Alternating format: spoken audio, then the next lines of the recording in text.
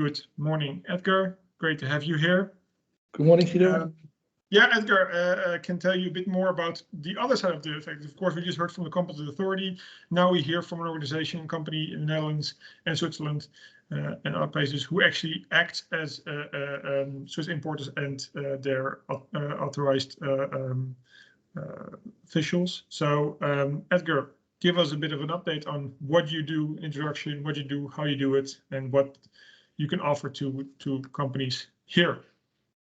Thank you, Guido, and thank you also to Tassos Healthcare, RVO, and the embassy for having me here today. And also a great thank you to Mr. Breisinger, who I wouldn't say stole my thunder, but it was a very good presentation on what is happening in Switzerland these days from a regulatory perspective. And I must say that do look at the fact sheets that Swissmedic provides. Those are very comprehensive and give very practical information on what needs to be done when you want to export devices to Switzerland. Yeah, maybe a bit of an introduction. We've all heard about the let's say the need to have a Swiss importer and a CH rep, a Swiss authorized representative. MedEnvoy was established in May 2020. September 2020, I must say, with the MDR in sight. So MedEnvoy was established as an importer for Europe for non-EU manufacturers. But then in January, Brexit happened, so suddenly also the UK was outside the EU, and in May, as you heard, Switzerland was considered a third country. So that means that in all these regions you need an authorized representative and an importer function.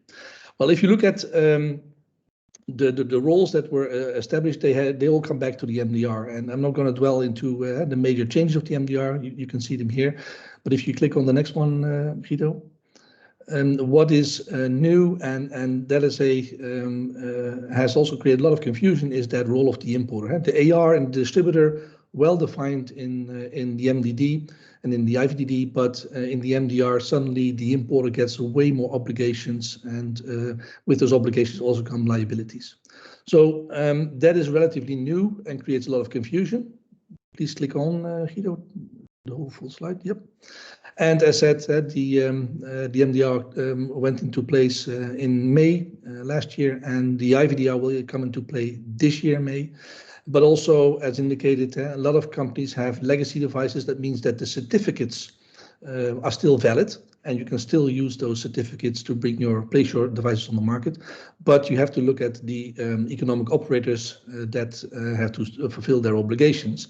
And that's where sometimes companies are confused, where they say, well, I have a legacy device. Do I need an importer? Yes, you need that importer for all the other obligations that have to do with, for instance, the post-market surveillance. Please click on. And that's where you see when also the importations, when you look at it, we always say there's three types of importation. You have the physical importation, so that's the actual flow of the goods. You have the fiscal importation, that is all to do with, let's say, customs and VAT. And then you have specifically the regulatory side of the importations. And we found out that these three flows can be organized independently of each other. So it doesn't have to mean that, for instance, your logistics company also takes care of your regulatory importations. We do see that a lot of logistics companies don't want to have that obligation as an importer. So you can manage them separately. And then this is the situation that you have in Europe these days. Please click on. You have those three regions, the UK, the EU, and Switzerland. They all have their own AR requirements. They have importer requirements. And that creates a lot of confusion, not only for Dutch companies, but you can imagine being a US company, then you could end up with 9 different operators in this market. Well, MedEnvoy was established as the EU importer. Then we opened an office in the UK to be able to fulfill the role of the UK importer.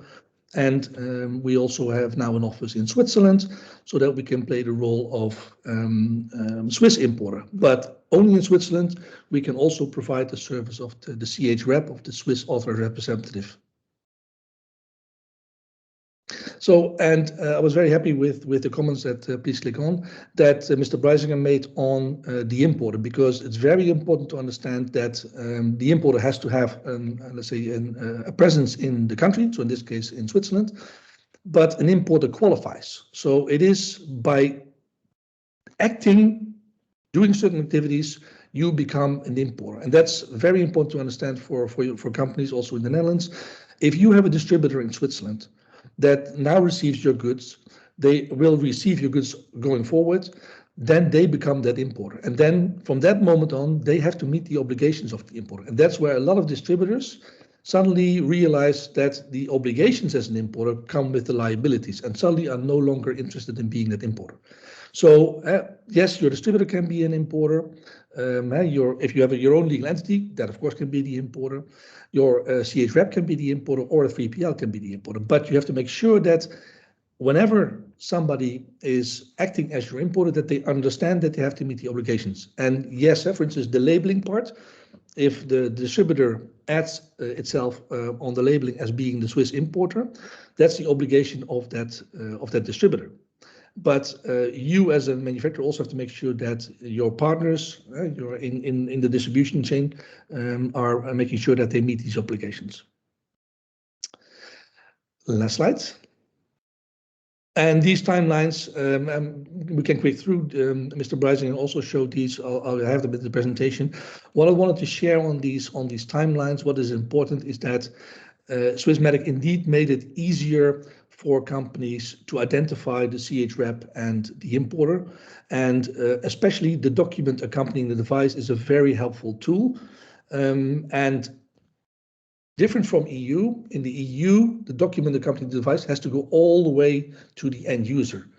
In Switzerland, that is not a requirement. So in Switzerland, you could use a packing slip or a commercial invoice that, let's say, stops with your first economic operator, your distributor.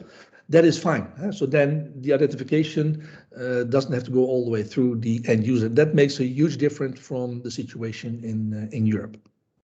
And as I said, ManEnvoy has their own office in Zug, Switzerland, and we can perform the role of both the importer and the CH rep.